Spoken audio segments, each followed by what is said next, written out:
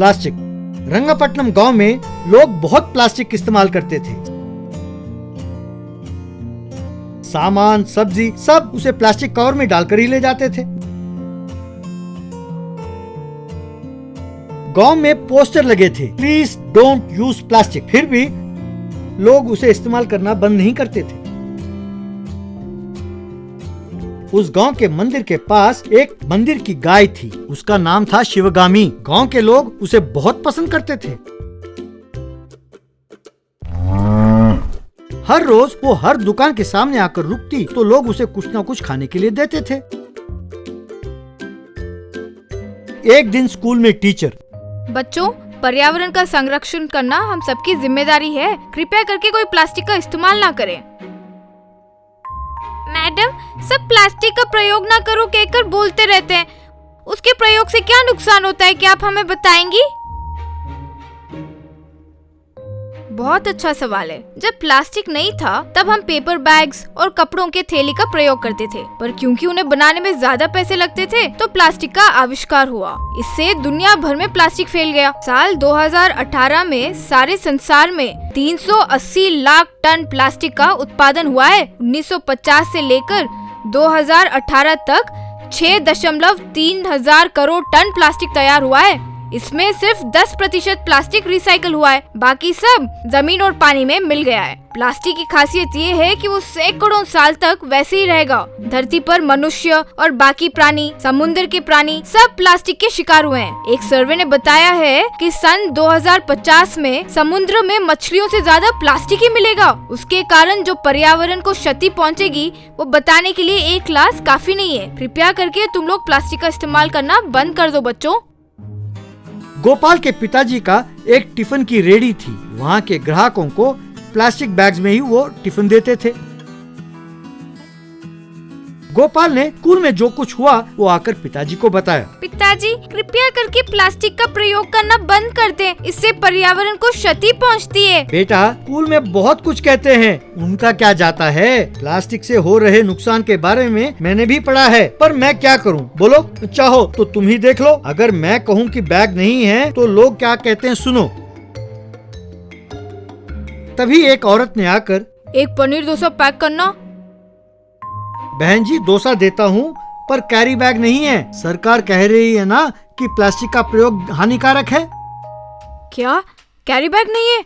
ये क्या, बगैर कैरी बैग के टिफिन सेंटर कैसे खोल रखा है तुमने?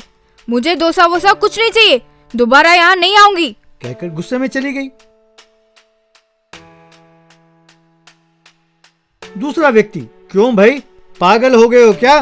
कैरी बैग के बिना टिफिन कैसे ले जाएंगे? तो तुम रहने दो, मैं कहीं और देख लूंगा। तब किसी और से गोपाल, ये बात नहीं है सर, इतना गरम डोसा प्लास्टिक में लपेटेंगे तो अपना सेहत का नुकसान है। गरम गरम चाय को भी प्लास्टिक बैग में ले जा रहे हैं। क्या आप जानते हैं कि उससे हमें कैंसर हो सकता है?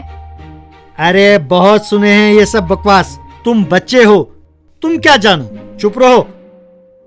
देखा गोपाल, ये हाल है। मेरे पास और कोई उपाय भी नहीं है। अगर कहें कि कपड़े वाले बैग के लिए 1 रुपया एक्स्ट्रा लगेगा तो कोई मानेगा नहीं, कोई खरीदेगा नहीं।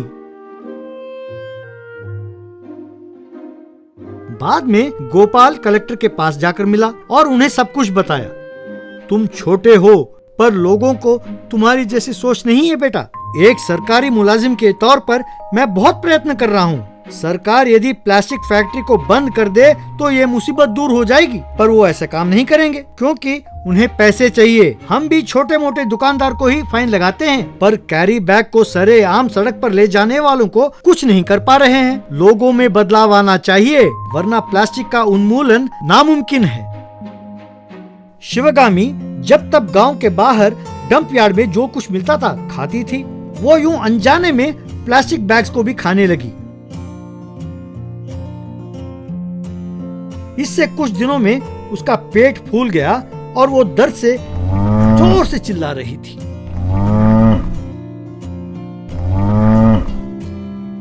उसने खाना खाना और पानी पीना बंद कर दिया था। शिवगामी की सेहत ठीक नहीं है सुनकर गांव वाले उसे देखने आए मंदिर। सबने मिलकर एक ट्रॉली में उसे चढ़ाकर उसे अस्पताल ले गए। डॉक्टर ने उसका ऑपरेशन किया। बाद में 2 थैली भर के प्लास्टिक लाकर शिवगामी के पेट से इतना सारा प्लास्टिक निकला है। वक्त रहते ऑपरेशन किया और किस्मत अच्छी थी कि वो बच गई। ध्यान रखें कि दोबारा ऐसे ना हो। देखा, अब तो समझ जाओ, हमारे फेंके गए उन बैगों से ये बेचारे गूंगे प्राणी खाकर मर रहे हैं। प्लास्टिक का निषेध हमें ही करना होगा, सरकार नहीं। हमें बदलाव आएगा तो प्रकृति का लाभ होगा। सच कहा गोपाल, अब से कोई जितना मर्जी कहे, मैं प्लास्टिक बैग्स नहीं दूंगा। हाँ, मैं भी अब से प्लास्टिक का प्रयोग नहीं करूंगी। यूं सबने प्रण लिया। कुछ दिनों बाद उस गांव वालों ने प्लास्टिक का निषेध किया। उस गांव को बेस्ट विलेज अवार्ड भी दिया गया। तो देखा, प्रकृति को यदि हम रक्षा करेंगे तो वो भी हमारी रक्षा करेगी। क्यों, है ना?